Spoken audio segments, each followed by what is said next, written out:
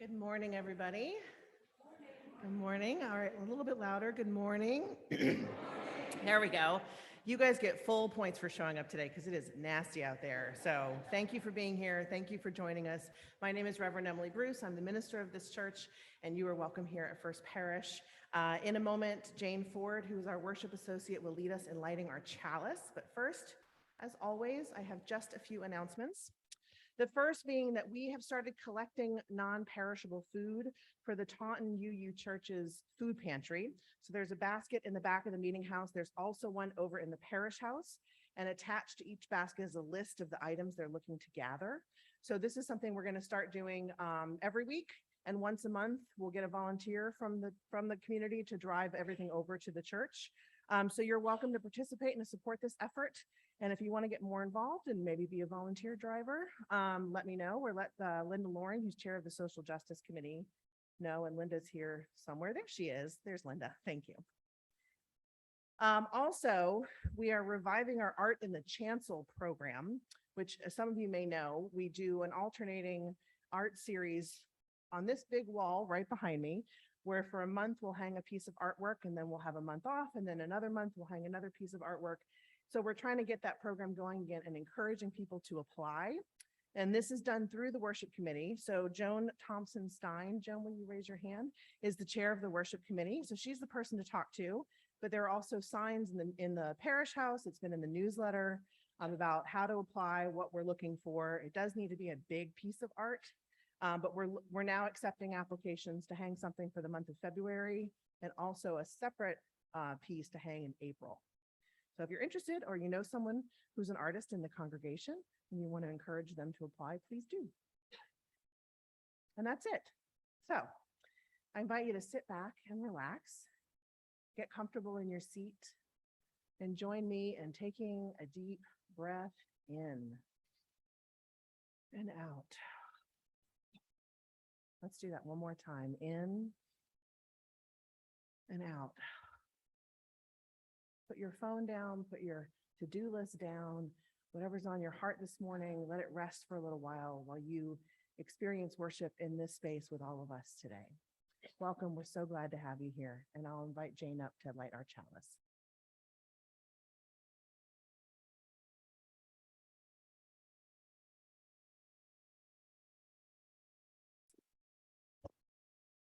Good morning.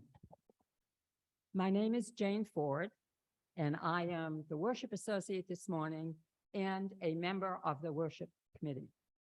I'm very excited to see so many of you here on this kind of creepy day out there.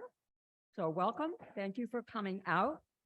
Whether it's your first time here or your 101st or your 1001st, you are welcome. We are a congregation, First Parish Kingston UU, that welcomes everyone. So please sit back and relax and join us for this wonderful service this morning. This morning, we light our chalice with these words by the Reverend Dr. Martin Luther King Jr. in his letter from a Birmingham jail, which was written in response to a public statement of concern and caution issued to him by 8 white religious leaders of the South. Dr. King said, I am cognizant of the interrelatedness of all communities and states. I cannot sit by idly in Atlanta and not be concerned about what happens in Birmingham. Injustice anywhere is a threat to justice everywhere. We are caught in an inescapable network of mutuality, tied in a single garment of destiny. Whatever affects one directly affects all of us indirectly. Never again can we afford to live with a narrow, provincial, outside agitator idea. Anyone who lives inside the United States can never be considered an outsider.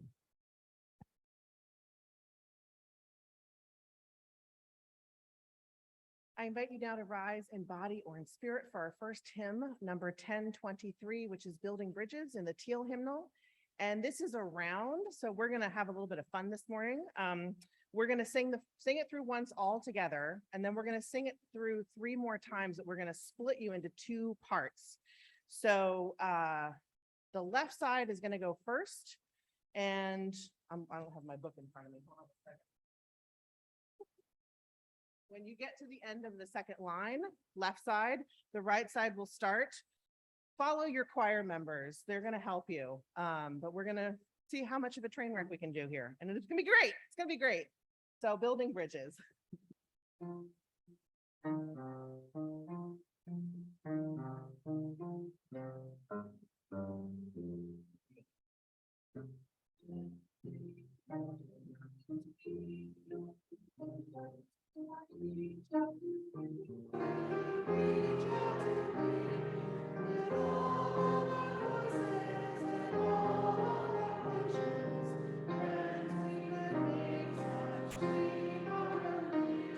Left side.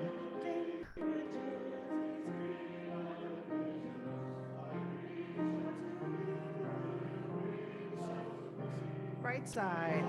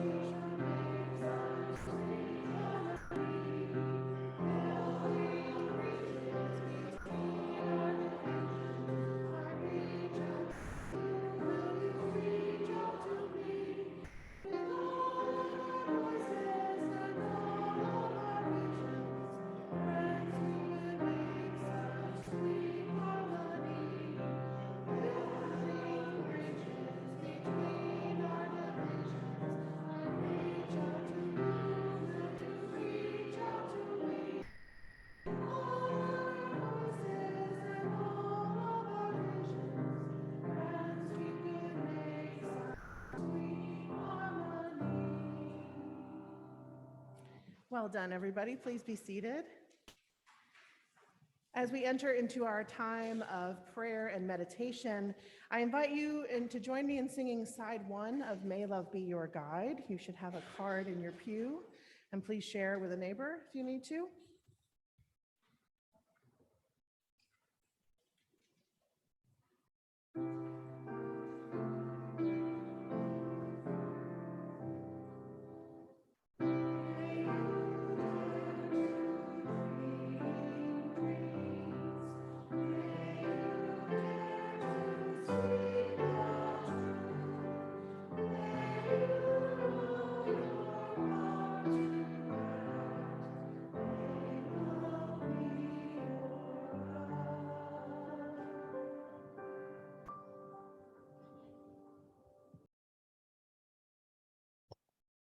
Friends, will you just take a deep breath with me, in and out. It's been a lot shared here this morning, a lot to be grateful for, a lot to be concerned about, and so many people we're holding on our hearts this morning. Thank you for being here. Thank you for holding this space so that we can share these vulnerabilities with each other. It's so, so important as human beings, as you use, that we have a space that we can do this together.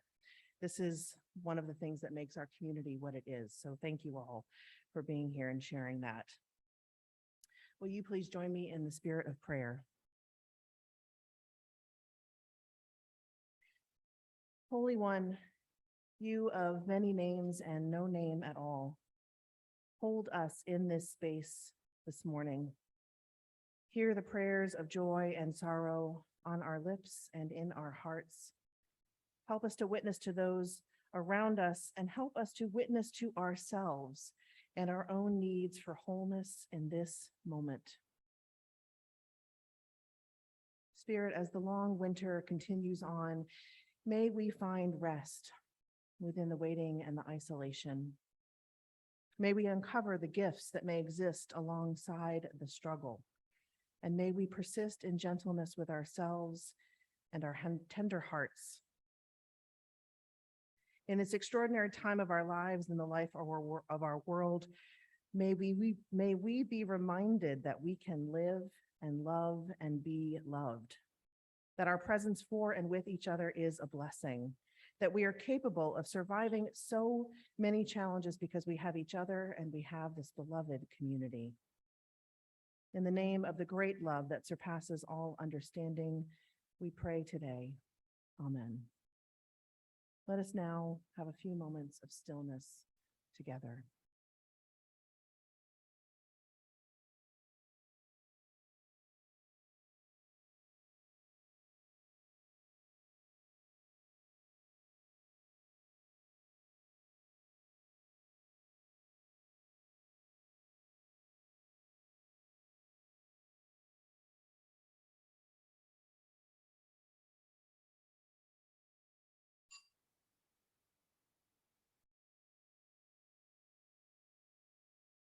Won't you join me in singing side 2 of May Love Be Your Guide?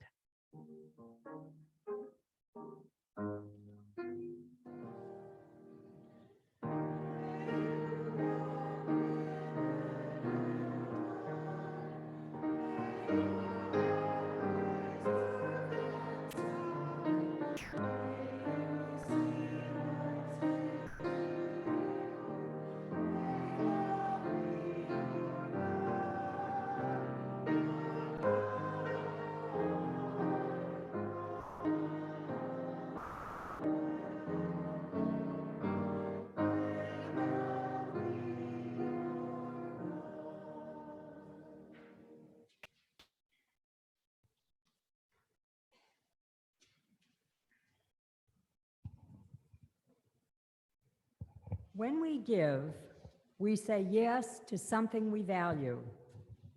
In this congregation, we take up an offering each week to say that yes to the values of our UU faith and yes to this beloved community.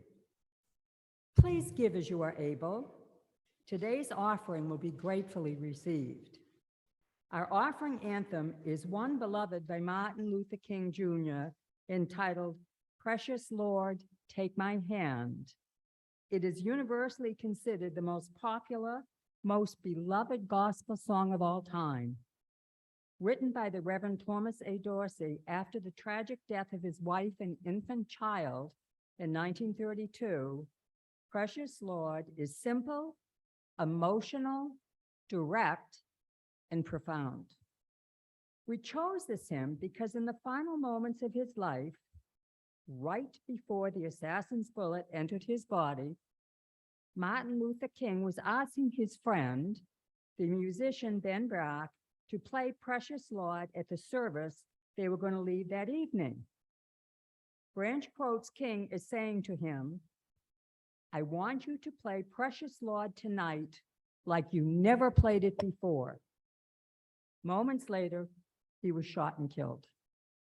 And so our choir will sing it today in honor of Dr. Martin Luther King and his legacy. Precious Lord, Take My Hand, with words and music by Thomas Dorsey.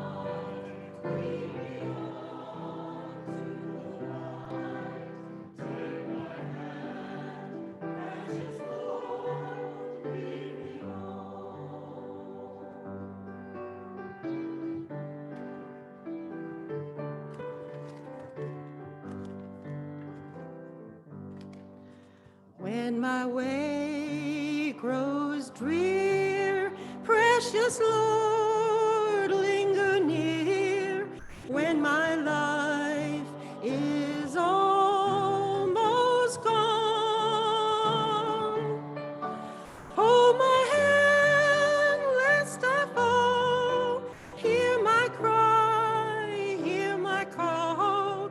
Take my hand, precious Lord, lead me home.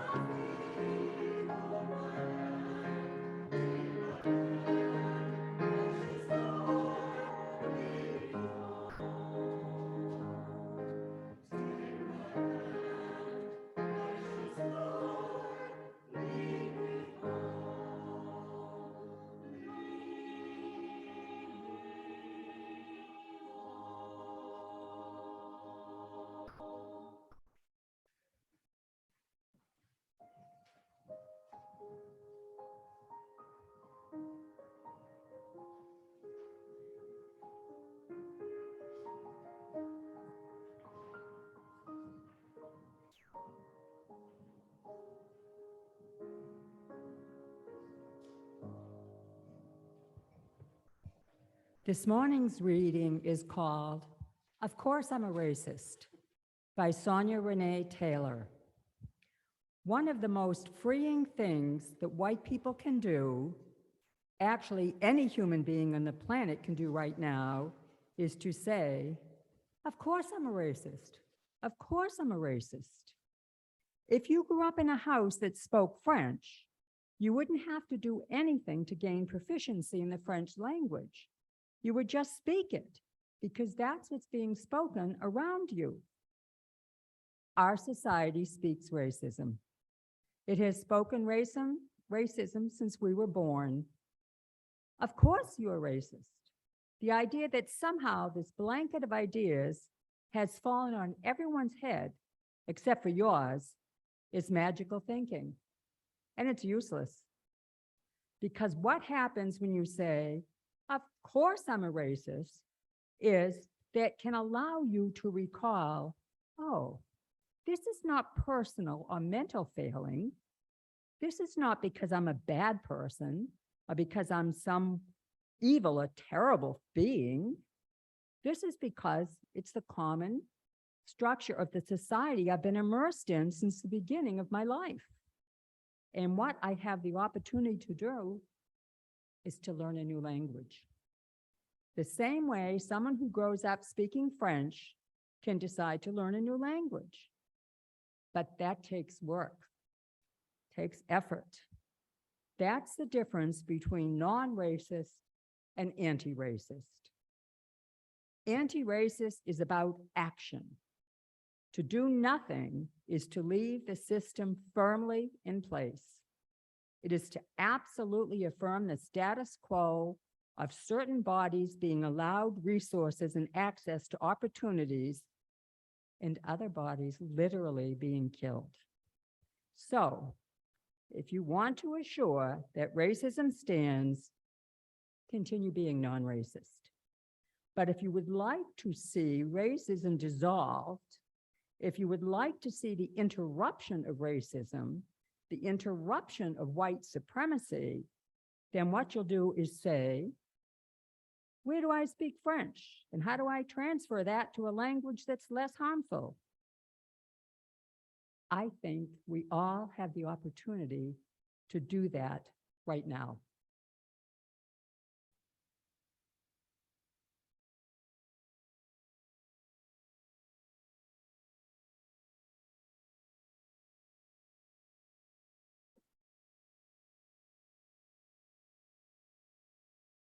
Well, good morning again, everybody. I know that was a bit of an interesting transition between the beautiful spiritual uplift of Precious Lord to, of course, I'm racist. Not entirely intentional, but roll with it, you know?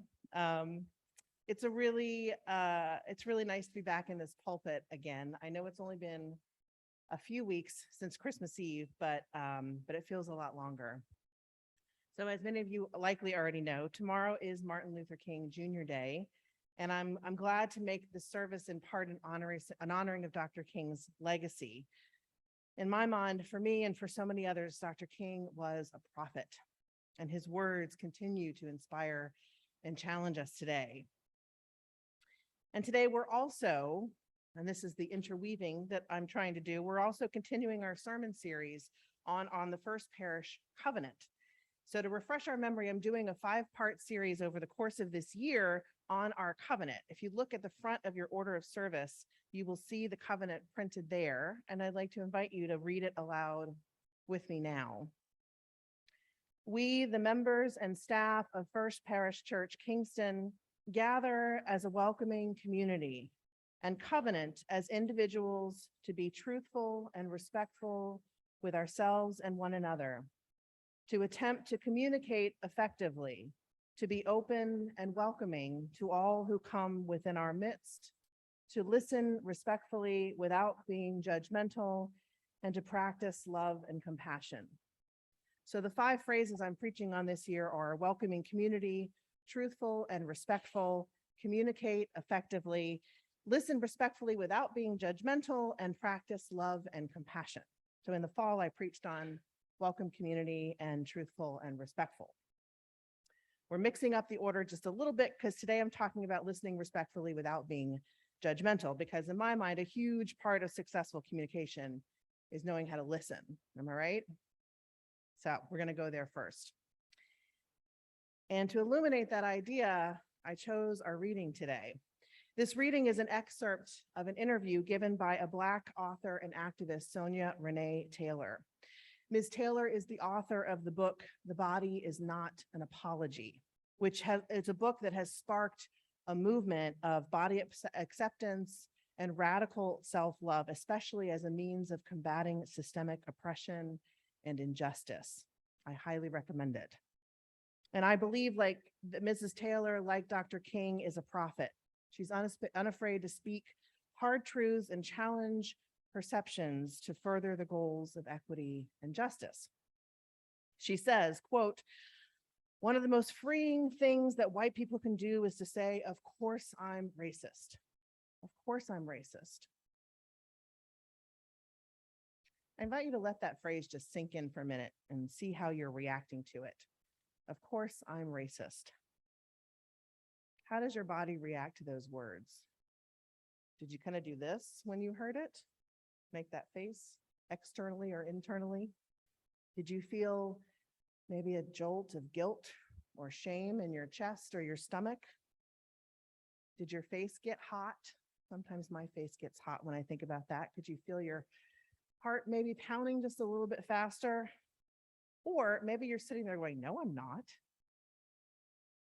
How did your mind respond to the idea of saying, of course I'm racist? Did you reject the idea right away? Or did you let it sink in a little bit? Did you contemplate what it might mean for you to say, of course I'm racist? Did you ask yourself, is that true? Am I racist? Is that true? Or did you roll your eyes and think, oh, we're going to have another one of those sermons? Whatever your reaction is or will be, I want to tell you that they're all valid.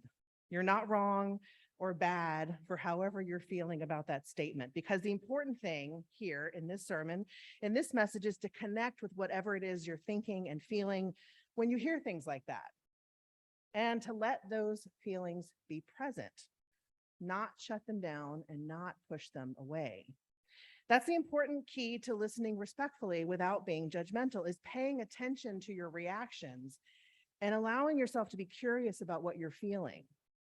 And also, the other important part is not rejecting the other person outright and shutting out their words completely. So often when we hear something challenging, like a Black woman telling us, of course, we're racist, we shut down immediately, right? We cast judgment on the source of that challenging information and we say, well, she doesn't know me. Can't tell me who I am. And we dismiss the entire exchange. Am I right? I do that. How many times have you received criticism that way? How many times have you reacted that way to an opinion that you immediately disagreed with? Look, I can't even do it without pushing my hand away, right? We all do that. We all do it. Because whenever that happens, it sparks our defense mechanisms. Our tiny little lizard brain, that part of our makeup that's always trying to protect us from threats, whether they're real or imagined, goes into superdrive when we're offended or hurt or angry. We shut down, we push it away, we deny, we defend, and if need be, we physically escape. It's part of our wiring as human beings. There's no need to deny it because we all do it, myself included. But here's what I want you to think about. What do we miss when we do that? What opportunities for understanding are gone when we just shut down and turn away? What do we lose when we can't listen respectfully? Now, to be fair, I'm not saying you have to listen to every knucklehead telling you things that you think aren't true. I would never paint with such a broad brush, nor am I saying that you shouldn't ever have a judgmental thought. I mean, we're human beings. We have a conscious brain. Of course we're judgmental. Of course we're going to have those thoughts. Trying not to ever be judgmental is like trying not to ever breathe, right? But what helps here, and what I'm trying to get at, is how we can be aware of our tendency to judge. As soon as that, well, I never, ooh, that was, as soon as that pops up, you can recognize it. You can see it for what it is. You can see that reaction. You can know that your lizard brain is kicking into gear. And you can say, okay, I see you. We're mad. I get it. But let's just listen for just a second. Because it's possible to recognize that impulse and not respond to it. Because, well, I know I don't have to explain to you how judgmental and hostile our world is today, right? So many talking heads spewing so much rhetoric, so much of it not true or severely distorted just to make an argument. And that lizard brain we have, that each of us have, is regularly being provoked by such an overwhelming amount of critical talk. Seriously, watch the news. When you start to get angry, when you hear someone on the other side of the political aisle start spouting something about your party or your belief system that you know is not true, how do you react? It happens all the time. And it's no wonder to me why we're all getting more and more polarized by the day, because we're so distressed by all this negativity. We just keep retreating further and further into our little corners.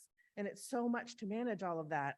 And also, you know, go to work, do the grocery shopping, walk the dog, breathe. But what we can do is be aware of our reactions when we encounter something that challenges us, angers us, or scares us. We can get curious about how we are responding physically, emotionally, and mentally. And we can let that awareness guide us, because that's all we really have control over, right? I remember taking an anti-racism workshop over the course of a long weekend when I was in seminary. It was the first time I ever really committed myself to learning about white supremacy culture, how I benefited from it, what I could do about it. And I think at the time I thought, this is great. I'm going to learn all this stuff and then I'm going to go out and be anti-racist. And it's kind of funny that I thought that one weekend of learning would just kind of take care of it. Like I could check a box, you know, because the work never ends, of course, because racism never ends. At least it will not end in our lifetimes. The weekend training was led exclusively by people of color, and they were harsh and exacting with their words. They needed to be, to break through all of our defenses. It was challenging for me, I'll admit, just to be in the room, contemplating everything that they were teaching us. It was the first time I really started wrapping my head around how much the system was tilted toward white people, myself included. How much the system benefited me and leaned toward me every day in so many different ways. I was so full of shame to realize that I took so much for granted. I wasn't living under daily threats of prejudice, harassment, and violence. And what's more, My skin color provided me with so many doors of opportunity that Black and other people of color couldn't even get to, let alone walk through.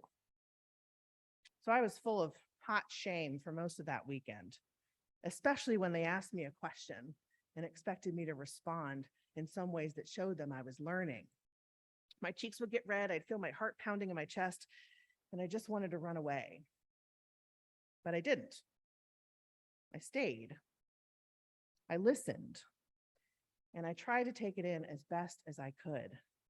Because the best thing that weekend taught me is how important the internal work is, as much as our external work.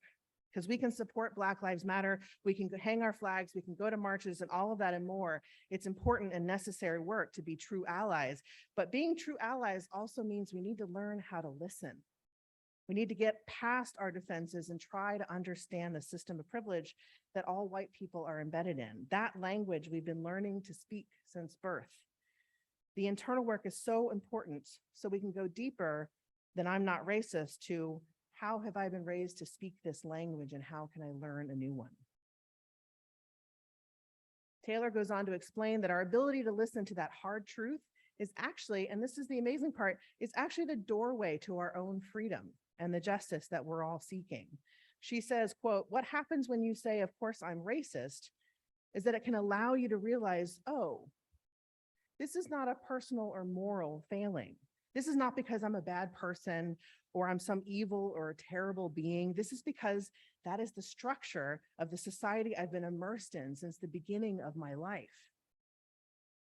And what I have the opportunity to do is learn a new language." That is a hard truth that is bigger than any of us. The system that we live in privileges white people over all others. There are structures in place starting 400 years ago that actively seek to lift white people up while pushing all others down. That is true. But you are not personally responsible for the creation of those systems. You did not design them. You did not build them. You did not consciously encourage the systemic oppression of millions of Black and brown Americans. But you did benefit, and you continue to benefit from that system. And so do I. But so many of us, myself included, hear something like, of course I'm racist, and immediately go, no, I'm not. No, I'm not. I don't belong to the KKK. I don't fly a Confederate flag. I didn't vote for the last president, and I certainly wouldn't vote for him if he ran again. And that's all good. That's all good. I'm glad we don't do those things. But that's the beginning of the road. That's not the end. And if we're going to make it any closer to this world of peace and equity and justice that our faith calls us to, we have to be willing to listen respectfully without being judgmental. That's what our covenant, the covenant of this church that we all belong to, calls us to do. So where might you practice this listening respectfully? Where are you called to set aside your judgment and consider the potential truth of what's being spoken to you? It matters so much in all areas of our lives that we're able to do that. I'm talking about the way we listen to each other in this community. That's very important. The way we listen to our families and our friends. I'm talking about the way we can listen to those prophets like Martin Luther King and Sonia Renee Taylor and so many more who are trying to speak the sometimes ugly truth about what it means to be white or Black in this country. To quote Dr. King, in the words I chose for our chalice lighting, we are caught in an inescapable network of mutuality, tied in a single garment of destiny. Our inescapable network of mutuality, what you use call the interdependent web of all existence, depends critically on our ability to listen with respect. It's critical. It's so important because now more than ever, doing so represents a crucial step towards that beloved community that Dr. King wanted for his people and for all of us. So may we honor his legacy. May we honor him by endeavoring to do that necessary and hard work today and every day. May it be so. Amen. Please rise in body or in spirit for our closing hymn, Lift Every Voice and Sing. It's number 149 in the gray hymnal.